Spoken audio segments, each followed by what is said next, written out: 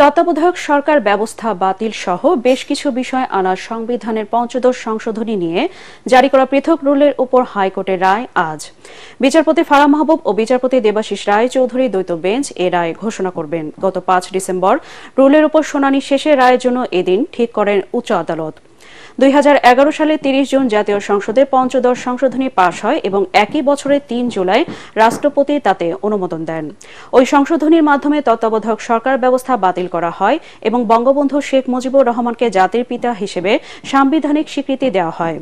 এছাড়া জাতীয় সংসদে নারীদের জন্য সংরক্ষিত আসন ৪৫ থেকে বাড়িয়ে ৫০ করা হয় এবং সংবিধানের ধর্মনিরপেক্ষতা ও ধর্মীয় স্বাধীনতা পুনর্বহাল করা হয়। রাষ্ট্রীয় মূলনীতি হিসেবে জাতীয়তাবাদ, সমাজতন্ত্র, গণতন্ত্র ও ধর্মনিরপেক্ষতার নীতি সংযোজন করা হয়। সংবিধানের এসব সংশোধন বাতিল চেয়ে বদিউল আলম মজুমদার সহ ৫ জন রিট আবেদন করেন। এদিকে তত্ত্বাবধায়ক সরকার ব্যবস্থা ফেরাতে সংবিধানের ত্রয়োদশ সংশোধনী বাতিলের রায় পুনর্বিবেচনা চেয়ে আবেদন করেন বিএনপি মহাসচিব মির্জা ফখরুল ইসলাম আলমগীর। জামাতের পক্ষে দলটির সেক্রেটারি জেনারেল আরেকটি আবেদন করেন।